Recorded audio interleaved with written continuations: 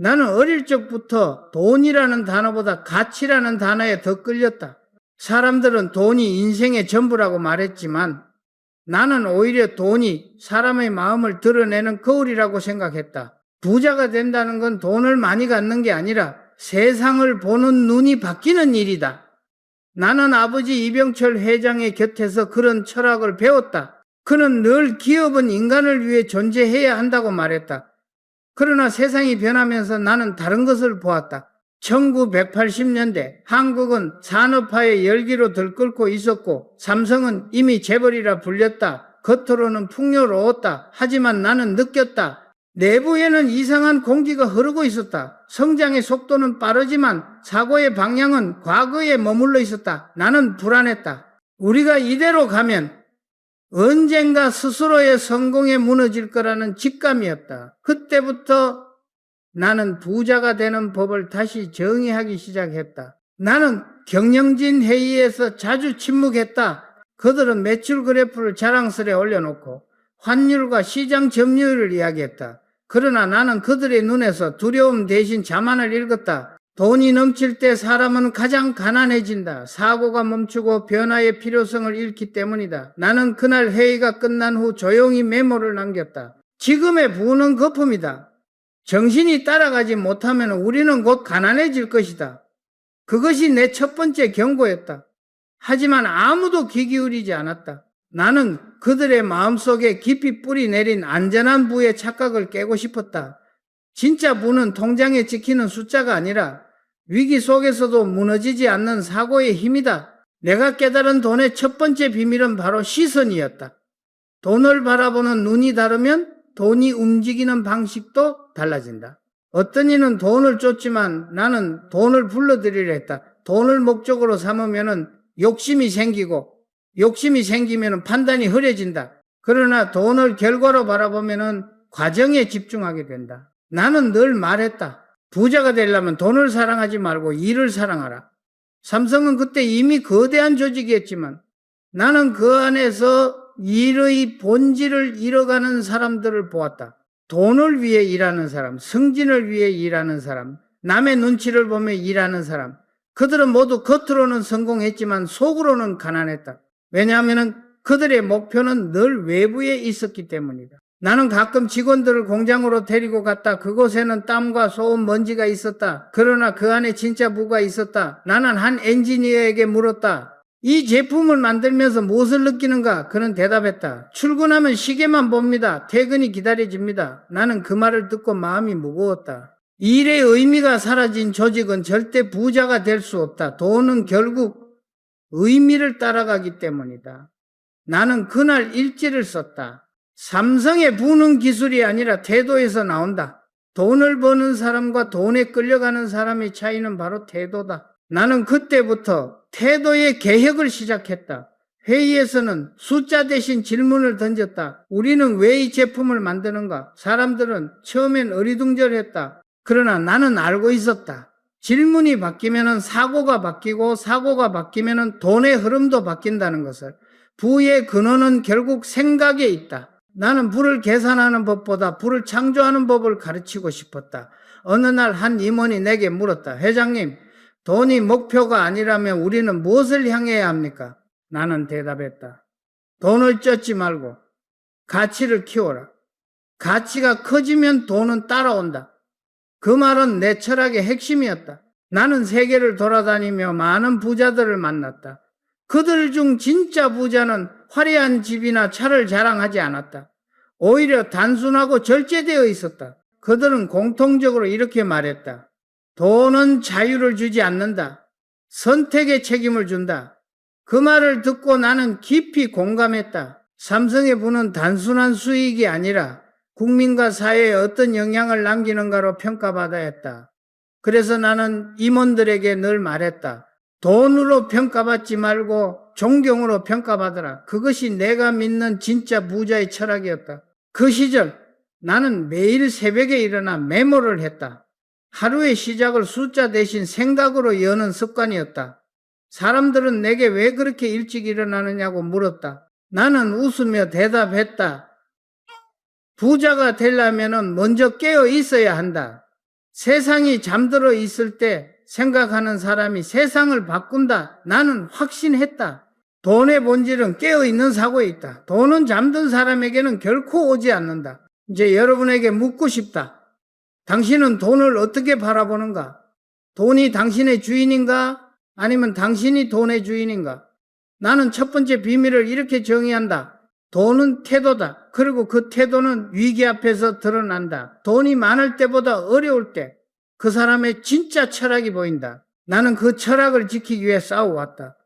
그리고 이제 여러분에게 그 싸움의 시작을 이야기하란다. 다음은 내가 처음으로 삼성은 위기다 라고 선언했던 날의 이야기다. 그날 나는 본사 회의실에 앉아 있었다.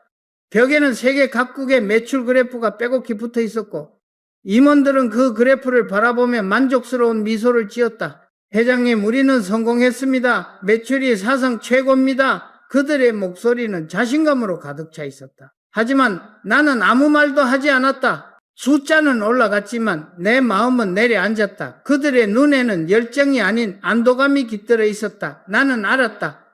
그 순간이 바로 추락의 시작이라는 것을. 조직이 자만하면 혁신은 멈춘다. 돈이 많을수록 위기의 징후는 더 깊어진다. 그날 나는 속으로 되뇌었다. 삼성은 위기다. 사람들은 내 말에 놀랐다. 회장님, 무슨 말씀이십니까? 우리는 세계 10위 안에 드는 기업입니다. 그러나 나는 단호히 말했다. 지금의 삼성은 커졌지만 단단하지 않다. 우리는 규모로는 부자가 되었지만 생각으로는 아직 가난하다. 그때 회의실 안에 공기가 차갑게 식었다. 누군가는 고개를 떨궜고 누군가는 불편한 기색을 감추지 못했다. 하지만 나는 물러서지 않았다. 나는 그들에게 물었다. 만약 내일 우리 제품이 시장에서 외면받는다면 우리는 무엇으로 승부하겠는가? 가격인가? 아니면 품질인가? 아무도 대답하지 않았다. 그 침묵이 바로 우리의 현실이었다. 그날 이후 나는 하루도 편히 잠들지 못했다. 회사를 다시 태어나게 해야 한다는 강박이 나를 사로잡았다. 나는 생각했다. 부자의 착각은 현상 유지다. 변하지 않는 순간 부는 사라진다. 그래서 나는 결심했다. 삼성의 사고방식을 뿌리째 바꾸자. 그것이 프랑크푸르트 선언의 시작이었다. 하지만 그때는 누구도 내 결심의 깊이를 몰랐다. 나조차도 그 싸움이 그렇게 외롭고 길어질 줄은 몰랐다. 나는 첫 번째 계획안을 발표했다. 품질 중심의 경영으로 전환하겠다. 즉시 내부에서 반발이 일어났다. 회장님, 지금도 잘 팔리고 있는데 왜 굳이 바꾸십니까? 소비자는 이미 우리 브랜드를 신뢰하고 있습니다. 그들은 과거의 성공에 취해 있었다. 그러나 나는 그들의 말이 두려웠다. 성공에 안주하는 순간 그 성공은 과거가 되기 때문이다. 나는 그들에게 말했다. 품질은 완성된 것이 아니다. 매일 다시 시작해야 하는 것이다. 오늘의 만족이 내일의 실패를 부른다. 그 무렵 나는 현장을 직접 돌기 시작했다. 공장, 물류창고, 판매점, 어디를 가든 같은 문제를 보았다. 표면은 반짝였지만 속은 느슨했다. 어떤 직원은 나에게 말했다. 회장님, 지금도 충분히 잘하고 있습니다. 나는 조용히 대답했다. 바로 그 말이 문제다. 충분히 잘하고 있다고 생각하는 순간 혁신은 죽는다. 그 말은 나 자신에게도 향한 경고였다. 나는 완벽을 원했지만 완벽은 끝이 없는 길이었다. 나는 그때부터 불편함을 조직의 문화로 만들기로 했다. 편안함 속에서는 아무것도 잘하지 않는다. 사람은 위기 앞에서만 진짜로 성장한다. 나는 임원들에게 말했다. 여러분이 불안하지 않다면 여러분은 이미 뒤처진 것이다. 그 말에 모두가 놀랐다. 그러나 나는 진심이었다. 돈을 버는 사람은 불안을 두려워하지 않는다. 오히려 불안을 연료로 삼는다. 불안은 실패의 전조가 아니라 변화의 신호다. 나는 그 불안을 사랑했다. 하지만 개혁은 쉽지 않았다. 내가 던진 한마디가 부서 전체를 흔들었고 몇몇 임원은 나를 비판했다. 회장님, 너무 완벽을 요구하십니다. 사람은 기계가 아닙니다. 나는 그 말을 듣고 미소를 지었다. 그래서 우리가 기계보다 위대한 것이다. 우리는 생각할 수 있다. 더 나아질 수 있다. 나는 직원들에게 완벽을 강요한 것이 아니었다. 완벽을 향해 걷는 태도를 가르치고 싶었다. 돈의 두 번째 비밀은 바로 태도의 개혁이었다. 부자가 되는 조직은 늘 스스로에게 질문한다. 우리는 지금 제대로 가고 있는가? 그 질문이 사라진 순간 기업은 정체된다. 나는 밤마다 그 질문을 되새겼다. 내가 옳은 방향으로 가고 있는지, 내 결심이 직원들에게 고통만 주고 있지는 않은지. 그러나 다음 날이 오면 다시 확신했다. 고통 없는 변화는 없다. 성공은 늘 불편함 위에 세워진다. 한 번은 한 간부가 나에게 찾아와 말했다. 회장님, 요즘 직원들이 너무 힘들어합니다. 개혁이 지나치게 빠릅니다. 나는 조용히 물었다. 그들이 힘든 이유가 개혁 때문인가? 아니면 변화에 익숙하지 않아서인가? 그는 대답하지 못했다. 나는 덧붙였다. 진짜 위기는 힘든 게 아니라 아무 감정도 느끼지 못하는 것이다. 우리가 지금 느끼는 혼란은 성장통이다. 이 시기를 견디지 못하면 우리는 평생 과거의 영광 속에 머물게 될 것이다. 그 시절 나는 자주 밤늦게까지 회의실에 남았다. 불이 꺼진 사무실을 바라보며 생각했다. 부자가 된다는 건 결국 싸움이구나. 안락함과 싸우고 타성과 싸우고 어제 나와 싸우는 일이다. 돈은 단순히 버는 것이 아니라 지키는 것이 더 어렵다. 그리고 돈을 지키는 가장 확실한 방법은 변화를 멈추지 않는 것이다. 나는 회장실 책상 위에 메모 하나를 붙였다. 멈추는 순간 추락이 시작된다. 그 문장은 내 인생의 신조가 되었다. 부자와 가난한 사람의 차이는 결국 이 한 문장으로 요약된다. 가난한 사람은 변화가 두렵고 부자는 변화를 갈망한다. 나는 내 모든 판단을 그 기준으로 삼았다. 새로운 아이디어가 나오면 위험하다는 말 대신 시도해보자고 말했다. 실패하더라도 그것은 손실이 아니라 학습이었다. 부는 늘 실패의 흔적 위에서 자란다. 그렇게 나는 회사 전체를 흔들기 시작했다. 때로는 고립되었고 때로는 오해받았다. 그러나 나는 알았다. 리더가 외롭다는 건 아직 아무도 가지 않은 길을 가고 있다는 증거라는 것을. 나는 그 길 끝에서 새로운 삼성, 새로운 부, 그리고 새로운 철학을 보고 있었다. 그날 이후 삼성의 공기에는 조금씩 긴장감이 돌기 시작했다. 사람들이 스스로에게 묻기 시작했다.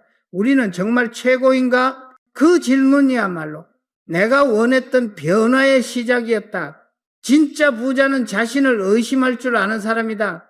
나는 그 의심을 조직의 DNA로 심고 싶었다. 그리고 마침내 나는 결심했다. 이제 구호가 아니라 행동으로 보여주자. 세계를 향해 우리의 새로운 철학을 선언할 때가 왔다. 그 선언은 곧 세계를 뒤흔든 한 문장으로 남게 된다. 그 이야기를 다음에서 들려주겠다. 질은 생명이다. 바로 그 문장이 태어난 순간의 이야기다. 1993년 봄, 나는 독일 프랑크푸르트의 한 호텔방에 앉아 있었다. 밤새 잠을 이루지 못한 채 커튼 틈으로 새어 들어오는 회색빛 새벽을 바라보았다. 머릿속엔 한 가지 생각뿐이었다. 이대로는 안 된다. 이미 삼성은 성장했고 세계 곳곳에 우리의 이름이 퍼져 있었다. 하지만 그 이름 뒤에는 불편한 진실이 숨어 있었다. 제품의 불량률, 느슨한 태도, 대충 해도 팔린다는 안일함. 나는 그것이야말로 조직을 병들게 하는 독이라 생각했다. 그래서 나는 결심했다. 삼성을 다시 태어나게 하겠다. 그 결심은 나 자신에게 내리는 선고와도 같았다. 나는 임원들을 불러 모았다. 긴 여행 끝에 도착한 그들의 얼굴에는 피곤이 묻어 있었다. 하지만 나는 미소조차 짓지 않았다. 그날 나는 단 한 문장을 꺼냈다. 마누라와 자식 빼고 다 바꿔라. 모두가 침묵했다. 누군가는 웃었고 누군가는 불쾌한 표정을 지었다. 하지만 나는 그들의 반응에 개의치 않았다. 그것은 단순한 구호가 아니라 생존 선언이었다. 변화하지 않으면 사라진다. 그것은 부자든 기업이든 예외가 없다. 그날 이후 나는 품질혁명이라는 단어를 입에 달고 살았다. 돈을 버는 법이 아니라 돈을 지키는 법을 고민했다. 그리고 그 답은 하나였다. 품질. 품질이 생명이다. 제품이 소비자에게 가는 순간 그것은 단순한 물건이 아니라 신뢰가 된다. 신뢰를 잃은 분은 모래성이다. 아무리 커도 한순간에 무너진다. 나는 임원들에게 말했다. 이제부터 매출보다 중요한 것은 불량률이다. 팔리는 것보다 중요한 것은 신뢰받는 것이다. 그 말은 충격이었다. 그러나 나는 확신했다. 이것이 진짜 부자가 되는 길이라고. 나는 전 세계 공장을 직접 돌았다. 한 공장에서 나는 충격적인 광경을 봤다. 제품 검사표에 합격 도장이 찍혀 있었지만 제품에는 미세한 흠집이 있었다. 나는 묻지 않았다. 그냥 그 제품을 들어 올려 바닥에 내던졌다. 이게 품질이냐? 모두가 숨을 죽였다. 나는 그들에게 말했다. 작은 흠집이 회사를 무너뜨린다. 고객은 우리가 만든 것 중 하나라도 불량이면 전체를 불신한다. 돈의 비밀을 알고 싶은가? 돈은 믿음 위에 세워진다. 그날 이후 삼성의 공기 속에는 긴장감이 흘렀다. 아무도 이 정도면 됐다라는 말을 하지 않았다. 나는 만족이라는 단어를 금지시켰다. 만족은 곧 퇴보다. 그 무렵 나는 내 삶에서도 작은 변화들을 시작했다. 사무실에 장식품을 치우고 불필요한 의전을 없앴다. 회장이라는 타이틀보다 인간 이근이로 돌아가고 싶었다. 나는 거창한 전략보다 기본을 믿었다. 깨끗한 책상, 깔끔한 서류, 정확한 보고서, 사소한 습관이 문화를 만든다. 돈의 세 번째 비밀은 바로 이 기본의 완벽함이다. 부자는 대단한 일을 하는 사람이 아니라 작은 일을 완벽하게 반복하는 사람이다. 나는 일본의 소니, 미국의 GE, 독일의 지멘스 같은 기업들을 연구했다. 그들은 기술이 아닌 철학으로 세상을 이끌고 있었다. 그들의 리더들은 늘 같은 말을 했다. 제품은 철학의 그릇이다. 나는 그 말에 깊이 공감했다. 그래서 나는 내 철학을 제품에 담고 싶었다. 반도체 한 개, TV 한 대, 전화기 한 통화 속에도 이건희의 철학이 녹아있기를 원했다. 나는 말했다. 고객이 제품을 살 때 단순히 물건을 사는 게 아니라 우리의 정신을 사게 하라. 그것이 내가 정의한 브랜드의 본질이었다. 그러나 혁신은 늘 저항을 부른다. 일부 임원들은 내게 말했다. 회장님, 너무 급격한 변화는 혼란을 초래합니다. 나는 조용히 고개를 저었다. 혼란이 없는 혁신은 혁신이 아니다. 나는 실패를 두려워하지 않았다. 오히려 실패를 통해 배웠다. 실패는 돈이 가르쳐주는 최고의 스승이다. 우리가 잃은 만큼 더 단단해진다. 돈의 세 번째 비밀은 실패의 활용이다. 실패를 두려워하는 순간 돈은 멀어진다. 나는 모든 실패를 기록했고 그것을 교과서로 삼았다. 품질 혁명은 단순한 생산 문제가 아니었다. 그것은 인간의 철학을 바꾸는 일이었다. 나는 임원들에게 자주 말했다. 완벽은 목적이 아니라 태도다. 완벽을 향해 걸을 때 우리는 이미 성장하고 있다. 사람들은 고개를 끄덕였지만 그 의미를 온전히 이해하지 못했다. 그러나 몇 년 후 그들은 깨달았다. 삼성의 제품이 세계 시장에서 인정받기 시작했을 때 그 뿌리는 바로 이 시기의 철학에 있었다는 것을 나는 어느 날 일본 출장 중에 한 전자매장에서 삼성 제품을 보았다. 예전에는 구석에 놓여있던 우리의 TV가 이제는 중앙에 진열되어 있었다. 고객들이 그것을 만지고 비교하고 구매했다. 그 장면을 보는 순간 나는 속으로 미소를 지었다. 이제 시작이구나. 돈의 가치는 눈에 보이는 숫자가 아니라 신뢰가 쌓이는 시간 속에 존재한다. 신뢰는 가장 느리게 쌓이고 가장 빨리 무너진다. 나는 그 진리를 내 인생의 법칙으로 삼았다. 그 시절 나는 직원들에게 이렇게 말했다. 여러분, 우리는 물건을 만드는 회사가 아닙니다. 우리는 신뢰를 생산하는 회사입니다. 제품 하나하나가 우리의 얼굴입니다. 세상은 그 얼굴을 보고 우리를 판단합니다. 그 말에 모두가 숙연해졌다. 나는 덧붙였다. 세상은 언젠가 우리의 이름을 품질의 상징으로 기억하게 될 것이다. 그 약속은 결코 허언이 아니었다. 몇 년 후 삼성은 세계에서 가장 신뢰받는 브랜드 중 하나로 성장했다. 그러나 나는 안심하지 않았다. 나는 늘 스스로를 의심했다. 우리가 진짜 혁신하고 있는가? 아니면 혁신하는 척하고 있는가? 그 질문이 나를 밤마다 깨웠다. 나는 완벽을 추구했지만은 완벽을 두려워하기도 했다. 왜냐하면 완벽을 추구하는 순간 사람은 자만에 빠지기 쉽기 때문이다. 그래서 나는 내 자신에게 끊임없이 싸움을 걸었다. 멈추지 마라. 만족하지 마라. 계속 의심하라. 그 싸움은 끝없는 내적 전쟁이었다. 나는 그때 깨달았다. 진짜 부자는 돈이 많은 사람이 아니라 의심을 멈추지 않는 사람이다. 혁신은 질문에서 시작되고 질문은 불안에서 태어난다.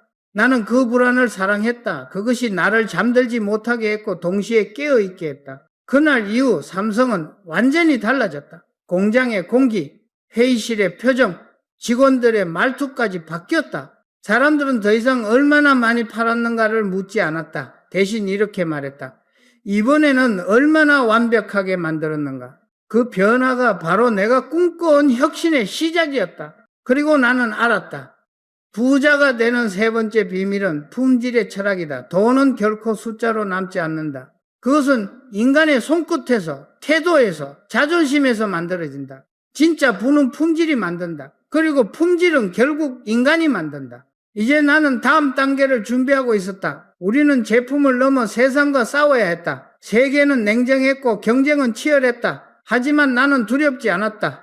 왜냐하면 우리는 이미 철학을 갖고 있었기 때문이다. 다음은 내가 세계 시장에서 직접 부딪히며 배운 도전의 진짜 의미에 대한 이야기다. 나는 세계 무대에 서기로 결심했다. 품질 혁명은 시작에 불과했다. 이제는 그 철학을 세계에 증명해야 했다. 그때 나는 단순히 기업의 회장이 아니었다. 대한민국이라는 이름을 등에 짊어진 한 사람의 사명감이었다. 1990년대 중반 나는 유럽과 미국, 일본을 오가며 수없이 많은 회의실에 앉았다. 그곳의 공기는 한국과 달랐다. 냉정했고 계산적이었다. 경쟁자들은 우리를 여전히 저가의 모방자로 바라보았다. 그들의 눈빛 속에는 경멸이 섞여 있었다. 삼성 그건 싸구려 브랜드 아니야? 나는 그 말을 들을 때마다 이를 악물었다. 좋다. 그 생각을 바꿔주겠다.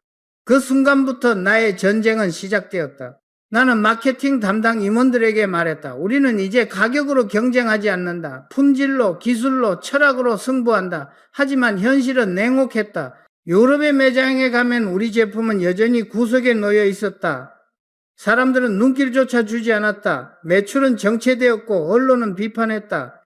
삼성의 글로벌 전략 실패인가? 그 문장을 신문 일면에서 봤을 때 나는 마음속으로 피가 끓었다. 실패라는 단어는 나를 자극했다. 나는 결코 물러서지 않았다. 실패가 아니라 실험이다. 나는 그렇게 스스로를 다독였다. 그 무렵 나는 수많은 좌절을 겪었다. 해외 파트너는 계약을 미뤘고 기술 유출 위협은 늘 존재했다. 그럼에도 나는 단 한 가지를 믿었다. 도전하지 않는 기업은 이미 죽은 기업이다. 나는 직원들에게 말했다. 우리는 시장의 구경꾼이 아니다. 우리는 무대의 주인공이다. 비록 지금은 조명이 꺼져 있지만 언젠가 세상의 스포트라이트는 우리를 비출 것이다. 그 말을 할 때마다 내 목소리에는 분노와 희망이 동시에 담겨 있었다. 나는 어느 날 독일의 전자박람회 현장에서 한 젊은 엔지니어를 만났다. 그는 내게 말했다.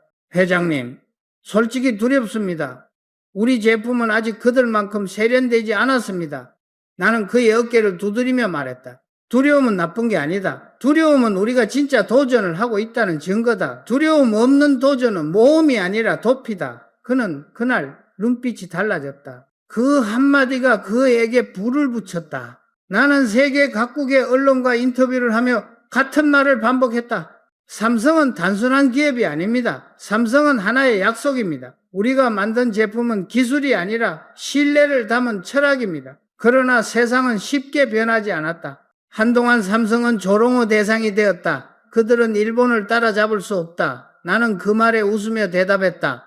우리는 따라잡으려는 게 아니다. 우리는 새 길을 만든다. 그 말은 단순한 반박이 아니라 나 자신에 대한 다짐이었다. 그 시절 수많은 투자자들이 나를 비판했다. 회장님, 너무 이상적입니다. 시장은 이윤을 원하지 철학을 원하지 않습니다. 하지만 나는 단호히 말했다. 이윤은 철학의 결과다. 철학이 없는 이유는 오래가지 못한다. 그때부터 나는 단기적 수익보다 장기적 비전을 택했다. 그것은 고독한 결정이었다. 매일 밤 회의실에 홀로 남아 매출 보고서를 바라보며 생각했다. 이 길이 옳은가? 그러나 곧 마음속에서 답이 들려왔다. 옳은 길은 늘 외롭다. 나는 외로움을 두려워하지 않았다. 외로움은 리더의 숙명이었다. 어느 날 미국 출장 중 한 외국 기자가 내게 물었다. 당신은 왜 그렇게 품질에 집착합니까? 나는 잠시 그를 바라보다가 천천히 대답했다. 당신은 사람을 볼 때 얼굴만 봅니까? 나는 제품을 사람처럼 봅니다. 얼굴이 깨끗하지 않으면 신뢰가 생기지 않습니다.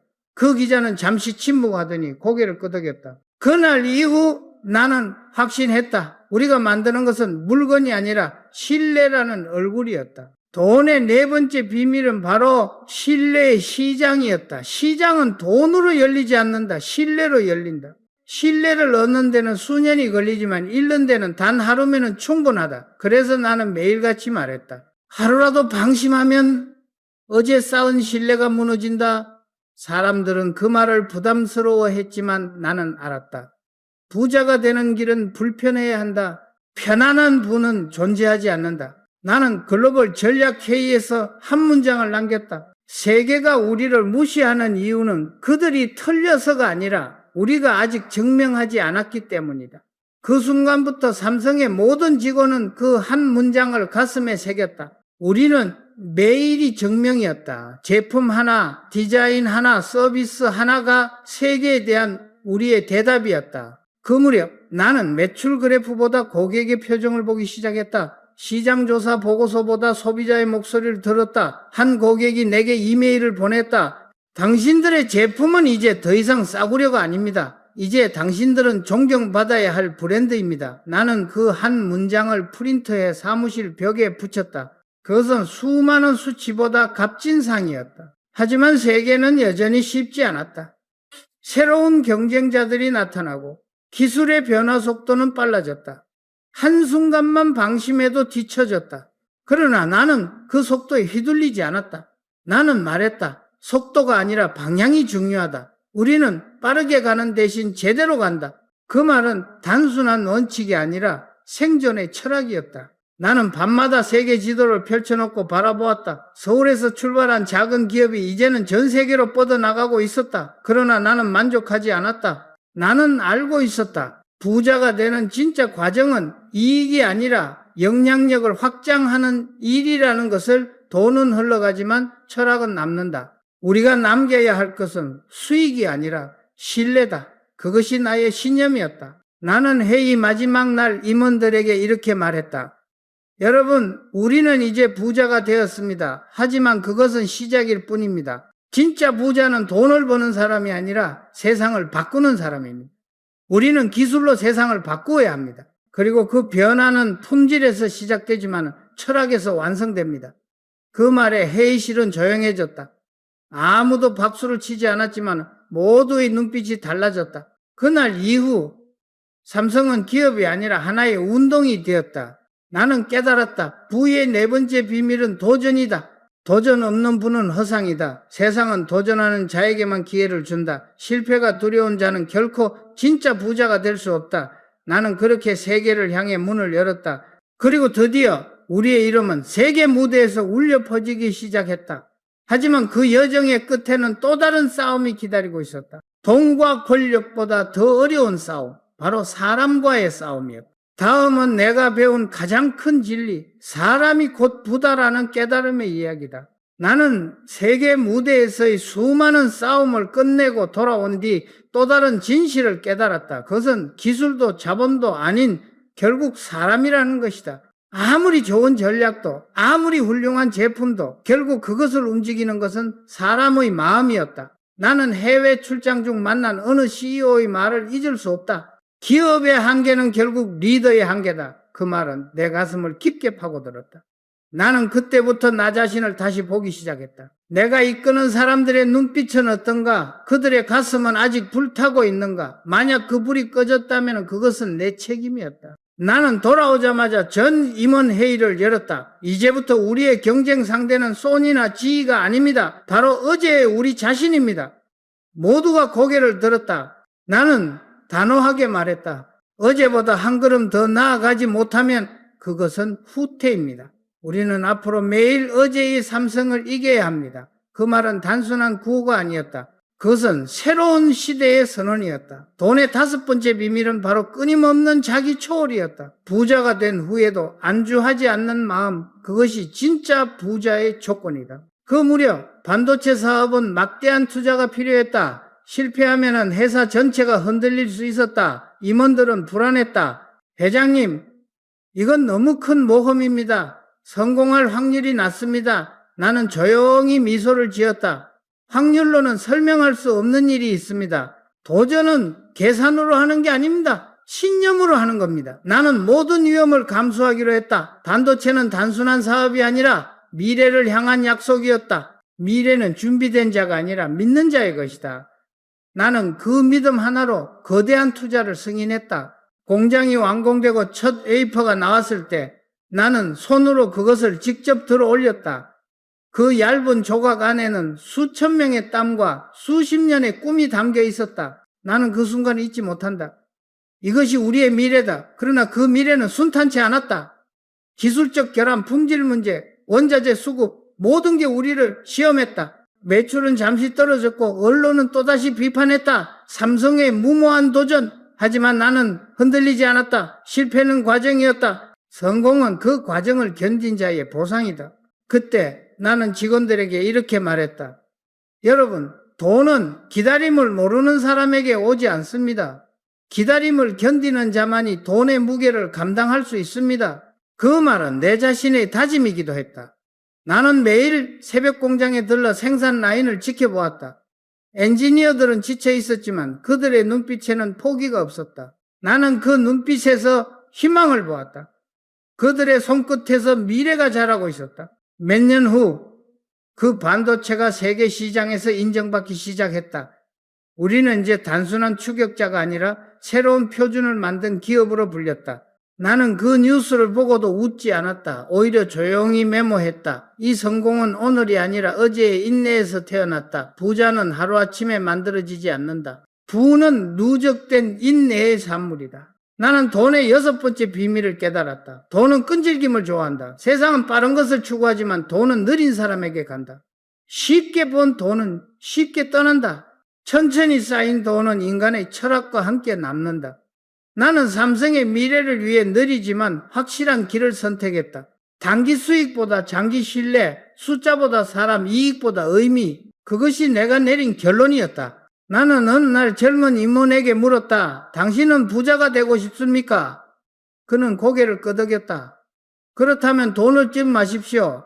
사람을 이기려 하지 말고 사람의 마음을 얻으십시오. 돈은 마음을 따라옵니다. 그는 그 말을 듣고 며칠 동안 아무 말도 하지 않았다. 그러나 몇 년 후 그는 스스로의 팀을 이끌며 성공적인 프로젝트를 완수했다. 그는 내게 말했다. 회장님, 저는 이제 압니다. 돈은 사람을 통과해서 흐릅니다. 나는 고개를 끄덕였다. 그가 진짜 부자가 된 순간이었다. 나는 해외 출장 중에도 늘 직원들과 함께 식사를 했다. 호텔의 고급 식당보다 현장의 식당을 더 좋아했다. 그곳에는 솔직한 목소리가 있었다. 한 엔지니어가 내게 말했다. 회장님, 우리는 왜 이렇게까지 해야 합니까? 나는 웃으며 대답했다. 우리가 세상을 바꾸기 위해서죠. 남들이 할 수 있는 일을 하면 우리는 평범한 기업이 됩니다. 남들이 하지 않는 일을 해야 전설이 됩니다. 그는 그 말을 듣고 조용히 고개를 숙였다. 그날 이후 그는 누구보다 열정적인 직원이 되었다. 도전의 여정은 고독했다. 하지만 나는 그 고독 속에서 자유를 느꼈다. 리더란 결국 혼자 걷는 사람이다. 아무도 이해하지 못할 때 스스로를 믿는 사람. 나는 밤마다 일기를 썼다. 오늘도 흔들렸지만 물러서지 않았다. 두렵지만 전진했다. 그것이 나의 신념이었다. 세상은 두려움을 극복한 자의 이름만 기억한다. 나는 어느 날 도쿄의 한 기자회견에서 말했다. 삼성은 이제 단순히 전자회사가 아닙니다. 우리는 인류의 삶을 바꾸는 기업이 될 것입니다. 그 순간 기자들의 플래시가 번쩍였다. 그러나 나는 그 화려한 조명보다 내 옆에 앉아있는 직원의 눈빛이 더 자랑스러웠다. 그는 나를 보며 작게 고개를 끄덕였다. 그 눈빛 속에 수많은 밤의 노력이 담겨 있었다. 그들의 헌신이 없었다면 오늘의 삼성도 없었다. 나는 깨달았다. 진짜 부자는 사람을 키우는 사람이다. 돈의 7번째 비밀은 바로 사람에 대한 투자다. 기술은 시간이 지나면 낫지만 사람은 시간이 지나면서 깊어진다. 나는 사람을 믿었다. 그 믿음이 결국 회사를, 나라를, 세상을 바꿨다. 그 후로 나는 매번 신입사원 환영식에서 같은 말을 했다. 여러분, 삼성은 여러분의 회사가 아닙니다. 여러분이 곧 삼성입니다. 회사를 바꾸려면 스스로를 바꾸십시오. 그것이 혁신의 시작입니다.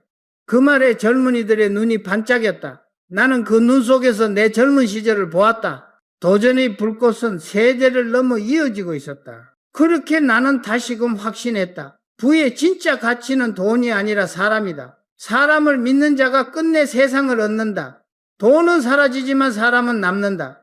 나는 그 철학을 가슴에 새기며 다음 도전을 준비했다. 그리고 나는 새로운 목표를 세웠다. 이제 돈을 버는 법을 넘어서 돈을 다스리는 법을 세상에 보여주고자 했다. 부의 본질은 관리에 있다. 돈을 움직이는 것이 아니라 돈이 흔들리지 않게 하는 것. 다음은 내가 깨달은 또 하나의 진리. 돈을 통제하지 못하면 돈이 인간을 삼킨다는 이야기다. 나는 시간이 지날수록 돈이 사람을 바꾸는 것이 아니라 사람이 돈을 어떻게 다루느냐가 모든 것을 바꾼다는 사실을 깨달았다.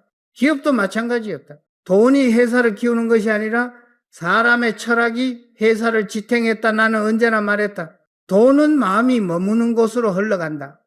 마음이 혼탁하면 돈도 불안해진다. 그래서 나는 다시 사람으로 돌아갔다. 기술보다 사람, 시스템보다 사람, 결과보다 사람. 진정한 부는 결국 사람의 깊이에서 비롯된다. 나는 어느 날 회장실에서 한 중견 임원과 마주 앉았다. 그는 불안한 얼굴로 말했다. 회장님, 요즘 사람을 믿기가 어렵습니다. 다들 자기 이익만 챙기려 합니다. 나는 잠시 침묵하다가 조용히 대답했다. 그건 그들이 돈을 위해 일하기 때문이요. 그러나 사람은 돈으로 움직이지 않는다. 믿음으로 움직인다. 나는 그에게 물었다. 당신은 사람을 믿어본 적이 있습니까? 그는 대답하지 못했다. 그 순간 나는 확신했다. 조직의 문제는 시스템이 아니라 신뢰의 부재에서 비롯된다는 것을. 나는 그때부터 회사 내의 관계를 바꾸기로 했다. 모든 보고서의 첫 줄에는 사람이 언급되도록 했다. 이 프로젝트를 담당하는 사람은 누구인가? 라는 질문이 회의의 시작이 되었다. 이름이 곧 책임이었다. 책임이 있는 자만이 진짜 리더가 된다. 나는 임원들에게 말했다. 성과보다 과정을 보십시오. 결과는 잠시지만 과정은 사람을 남깁니다. 그 말은 삼성의 새로운 문화가 되었다. 나는 사람을 키우는 일을 가장 큰 투자라 여겼다. 기술 투자는 돈을 남기지만 인재 투자는 미래를 남긴다. 나는 젊은 인재를 발굴하기 위해 직접 면담을 했다. 그들의 눈빛에서 가능성을 읽었다. 어느 날 나는 한 신입사원에게 물었다. 왜 삼성에 들어왔습니까? 그는 주저없이 대답했다. 세상을 바꾸고 싶어서입니다. 나는 그 대답에 미소 지었다. 바로 그 마음이 내가 찾던 부의 씨앗이었다. 세상을 바꾸겠다는 마음, 그것이 모든 혁신의 출발점이었다. 나는 자주 직원들에게 말했다. 당신이 회사를 위해 일하지 말고 자신을 위해 일하시오. 당신이 성장하면 회사는 저절로 성장합니다. 그 말은 단순한 동기부여가 아니라 삶의 방향이었다. 사람은 자신을 이기지 못하면 어떤 돈도 이길 수 없다. 돈의 8번째 비밀은 바로 자기관리다. 부자는 시간을 관리하지 않는다. 자신을 관리한다. 마음이 흐트러지면 돈도 흩어진다. 나는 늘 말했다. 돈을 다스리는 사람은 조용하다. 소란스러운 부는 오래가지 않는다. 나는 인간관계에서도 같은 원칙을 세웠다. 가까운 사람일수록 냉정하게, 멀리 있는 사람일수록 따뜻하게 대하라. 그것이 신뢰의 균형이었다. 나는 직원들과 식사를 할 때 늘 눈을 맞추며 대화했다. 그들의 말에서 진심을 읽으려 했다. 사람은 숫자로 평가할 수 없다. 매출은 거짓말을 하지 않지만 사람의 마음은 더 많은 것을 말해준다. 나는 경영 보고서를 보기 전 먼저 직원들의 얼굴을 봤다. 얼굴에는 언제나 진실이 있었다. 한 번은 내가 좋아하던 엔지니어가 있었다. 그는 성실하고 열정적이었지만 어느 날 갑자기 회사를 떠났다. 이유를 물으니 내 의견이 존중받지 않는 것 같습니다 라고 했다. 그 말을 들었을 때 나는 깊은 부끄러움을 느꼈다. 혁신은 위에서 내려오는 것이 아니라 아래에서 올라오는 것이다. 나는 그날 일기에 썼다. 진짜 리더는 말하지 않는다, 듣는다. 그 후로 나는 회의에서 가장 많이 듣는 사람이 되었다. 사람을 키우는 법은 그들의 이야기를 들어주는 데서 시작된다. 나는 또 하나의 진실을 배웠다. 좋은 리더는 사람을 움직이는 것이 아니라 사람의 자존심을 살려준다. 사람은 자존심이 살아있을 때 가장 큰 힘을 발휘한다. 나는 직원들의 실수를 탓하지 않았다. 대신 물었다. 무엇을 배웠습니까? 실패는 죄가 아니었다. 실패를 감추는 것이 죄였다. 나는 직원들이 두려움 없이 도전하도록 만들고 싶었다. 도전이 없는 조직은 언젠가 죽는다. 실패의 허락이 곧 성장의 시작이었다. 어느 날 나는 일본 출장 중 한 외국인 CEO와 대화를 나눴다. 그는 이렇게 말했다. 당신은 사람을 너무 믿는군요. 언젠가 배신당할 수도 있습니다. 나는 미소를 지으며 대답했다. 배신은 믿었기 때문에 가능한 것입니다. 나는 믿지 않는 것보다 배신당하는 쪽을 택하겠습니다. 사람은 때로 실망을 준다. 그러나 신뢰는 결국 사람을 바꾼다. 나는 사람을 바꾸려 하지 않았다. 믿음이 그들을 바꾸게 했다. 삼성이 세계적인 기업으로 성장한 이유는 기술이 아니라 사람에 있었다. 사람을 신뢰했기에 그들은 불가능을 가능으로 바꿨다. 나는 자주 말했다. 당신이 회사를 움직이는 게 아니라 당신의 태도가 회사를 움직입니다. 태도는 기술보다 강하고 돈보다 오래간다. 나는 돈의 9번째 비밀을 이렇게 정리했다. 돈은 결국 사람의 얼굴을 담는다. 믿음으로 일하는 사람의 돈은 고요하고 단단하다. 욕심으로 일하는 사람의 돈은 불안하고 거칠다. 나는 전자보다 후자를 선택했다. 그 결과 삼성은 단순히 부자가 아니라 존경받는 기업이 되었다. 나는 나이 들어서도 젊은 세대에게 늘 이렇게 말했다. 사람을 잃으면 모든 것을 잃습니다. 그러나 사람을 얻으면 모든 것이 따라옵니다. 부자의 정의는 단순하다. 돈을 가진 사람이 아니라 사람을 얻은 사람이다. 나는 돈보다 사람을 쫓았다. 그리고 그 결과 돈이 따라왔다. 나는 내 인생의 대부분을 사람 속에서 살았다. 때로는 실망했고 때로는 감동했다. 그러나 단 한 번도 후회하지 않았다. 사람은 불완전하지만 가능성의 존재다. 나는 그 가능성을 믿었다. 그것이 나의 경영 철학이었다. 이제 나는 다시 질문하고 싶다. 당신은 돈을 위해 사람을 이용하는가? 아니면 사람을 위해 돈을 사용하는가? 나는 후자를 선택했다. 그리고 그 선택이 나를 만들었다. 그러나 나는 알았다. 진짜 부자가 되기 위해서는 또 하나의 문을 넘어야 한다. 돈을 버는 것보다 더 어려운 일, 바로 돈을 지키는 일이었다. 돈은 단단하지만 마음이 약하면 언제든 흩어진다. 다음은 내가 평생을 걸쳐 깨달은 마지막 원칙, 돈을 다스리는 철학, 그리고 진정한 자유에 대한 이야기다. 나이가 들수록 나는 한 가지 진실을 더 깊이 느꼈다. 돈은 모으는 것보다 지키는 것이 어렵고 지키는 것보다 올바르게 사용하는 것이 더 어렵다는 사실이다. 나는 젊은 시절 돈을 벌기 위해 싸웠고 중년에는 돈의 의미를 깨닫기 위해 고독과 싸웠다. 그리고 노년에 이르러 비로소 알았다. 돈의 진짜 목적은 쓰임에 있다. 잘 쓰인 돈은 사람을 살리고 잘못 쓰인 돈은 사람을 망친다. 나는 내 삶의 후반부를 돈을 어떻게 써야 하는가에 바쳤다. 나는 어느 날 임원회의에서 이런 말을 했다. 부자가 돈을 쓰는 방식은 세상을 비춘다. 돈은 거울입니다. 당신이 어떤 사람인지, 당신이 무엇을 믿는지가 돈의 흐름에서 드러납니다. 그 말에 회의실은 조용해졌다. 대부분은 돈을 벌기 위해 애썼지 돈을 다스리는 철학을 배운 적이 없었다. 나는 덧붙였다. 돈을 통제하지 못하면 돈이 당신을 통제합니다. 돈은 충직한 하인이 될 수도 있지만 잔혹한 주인이 되기도 합니다. 그날 이후 나는 스스로에게 매일 물었다. 나는 돈의 주인인가? 아니면 돈의 노예인가? 부자의 길은 3단계로 나뉜다. 첫째, 버는 법을 배워야 하고, 둘째, 지키는 법을 익혀야 하며, 셋째, 나누는 법을 깨달아야 한다. 대부분은 첫 단계에서 멈춘다. 그러나 진짜 부자는 3번째 단계에 도달한 사람이다.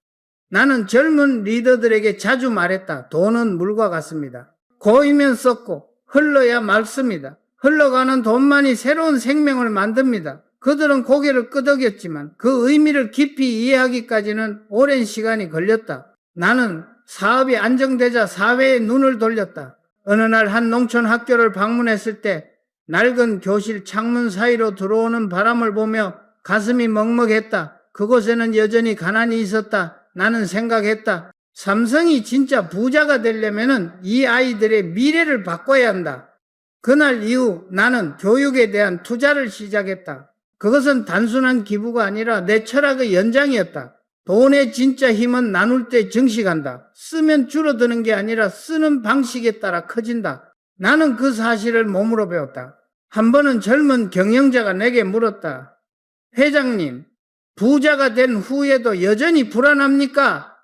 나는 대답했다. 그렇다. 불안이 사라지는 순간 돈은 무너집니다. 그러나 그 불안은 이제 두려움이 아니라 책임이다. 그는 고개를 갸웃했다. 나는 덧붙였다. 부자가 되면 자유를 얻는다고 생각하겠지만 사실은 그 반대다.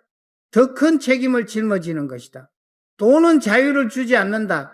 오히려 사람을 드러낸다. 나는 그렇게 말했다. 돈은 사람의 본질을 비추는 가장 정직한 거울이었다. 나는 나이가 들수록 돈을 버는 법보다 마음을 지키는 법을 더 고민했다. 마음이 흔들리면 돈도 흔들린다. 나는 매일 새벽마다 자신에게 물었다. 오늘 나는 돈을 위해 사는가? 아니면 철학을 위해 사는가?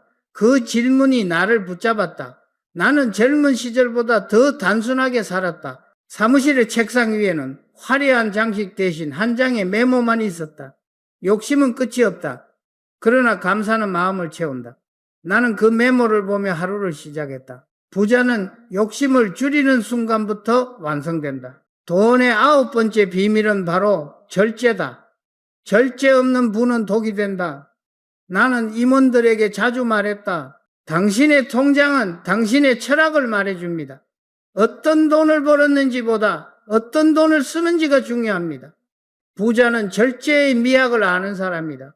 필요한 만큼을 알고 욕심을 조절할 줄 아는 사람. 그것이 내가 말하는 조용한 부였다. 나는 젊은 세대에게도 말했다. 소비가 아니라 가치에 투자하십시오.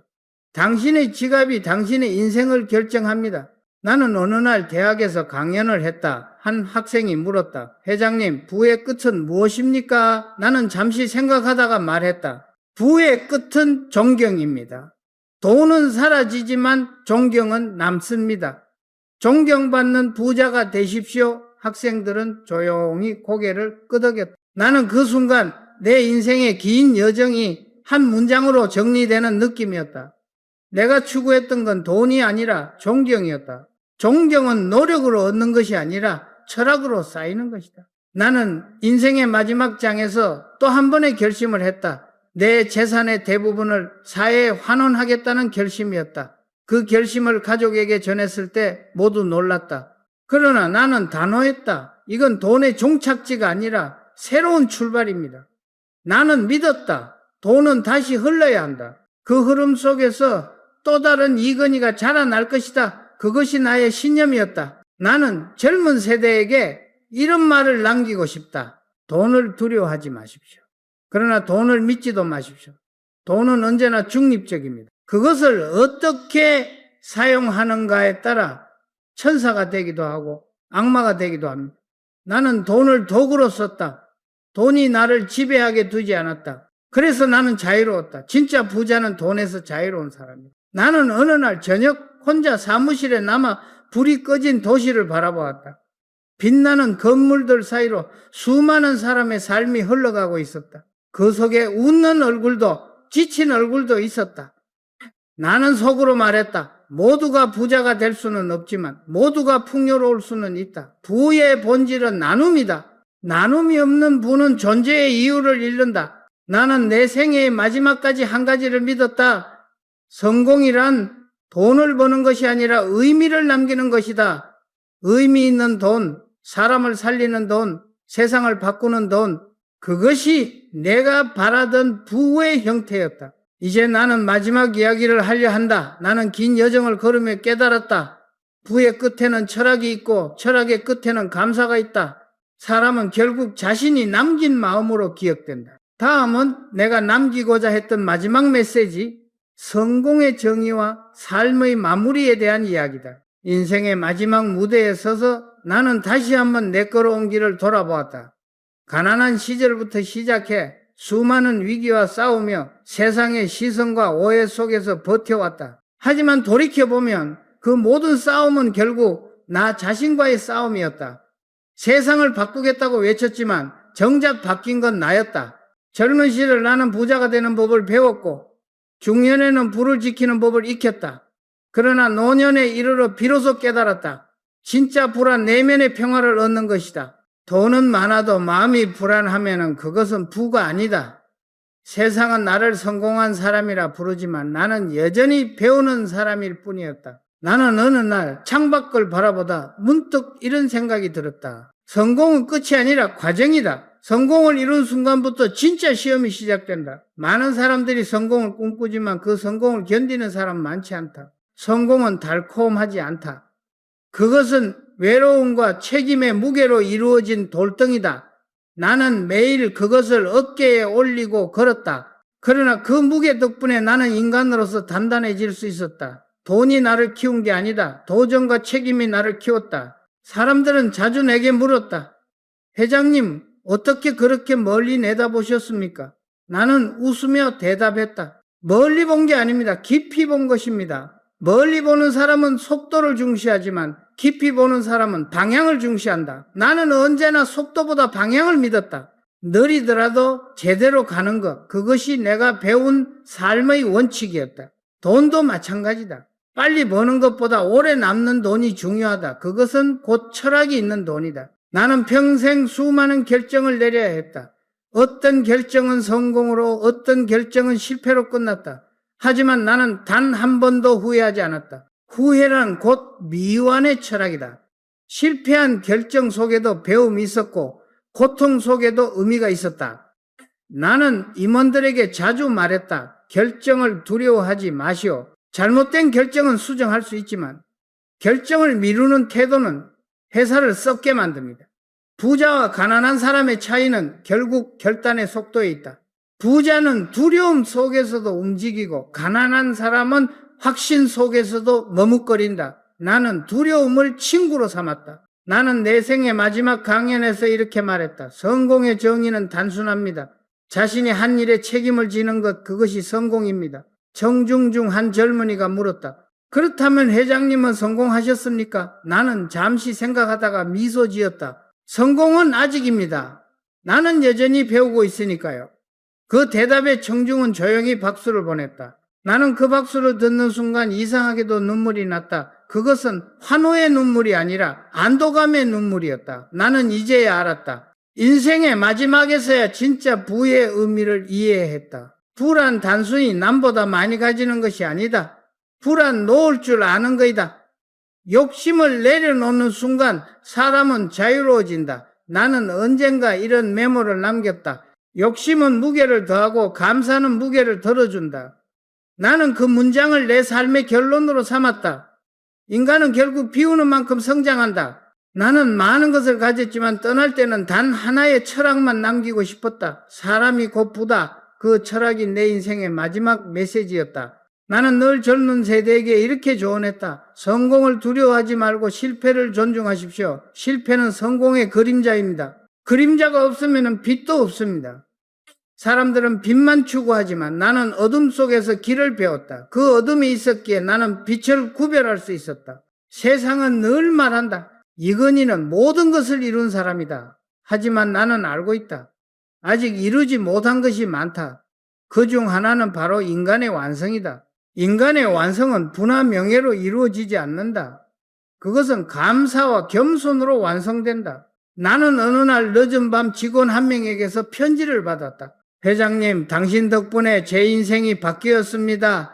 저는 이제 제 일을 사랑합니다. 그 짧은 문장이 나를 울렸다. 나는 생각했다. 이것이 성공이다. 내가 만든 제품이 아니라 내가 만든 사람이 나의 자부심이었다. 돈은 숫자지만 사람은 이야기다. 나는 그 이야기를 남기고 싶었다.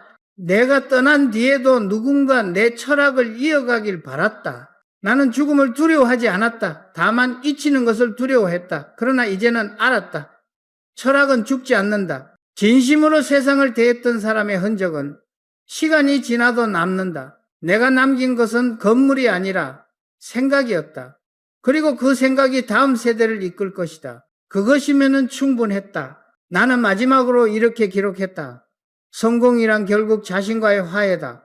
남과의 경쟁이 아니라 어제의 나를 이기는 일이다. 그것이 내가 배운 마지막 교훈이었다. 나는 젊은 시절 세상을 바꾸려 했고 중년에는 회사를 바꾸려 했으며 노년에 이르러 나 자신을 바꾸려 했다. 그리고 이제 나는 그 모든 싸움 속에서 한 가지 진리를 얻었다. 모든 변화의 시작은 나 자신이다. 나는 오늘도 새벽에 눈을 뜬다. 세상은 변했고 나는 늙었지만 내 마음의 불신은 여전히 꺼지지 않았다. 나는 아직도 내 자신에게 묻는다. 오늘 나는 무엇을 바꿀 것인가? 그 질문이 살아있는 한 나의 인생은 끝나지 않는다. 나는 마지막으로 젊은이들에게 이렇게 말하고 싶다. 돈을 뜯지 말고 가치를 뜯으십시오. 성공을 꿈꾸지 말고 의미를 찾으십시오. 돈은 사라지지만은 의미는 남습니다. 당신의 삶이 의미로 기억된다면 그것이야말로 진짜 성공입니다. 나는 이제 조용히 미소 짓는다. 내 인생의 모든 여정은 결국 한 문장으로 수렴된다. 멈추는 순간 추락이 시작된다. 그러나 계속 걷는 자는 결국 빛에 다다른다. 그리고 나는 믿는다. 내가 남긴 이 철학이 누군가의 새벽을 깨우고 또 다른 세대의 불씨가 되리라. 그것이 나의 마지막 나의 마지막 성공이었다.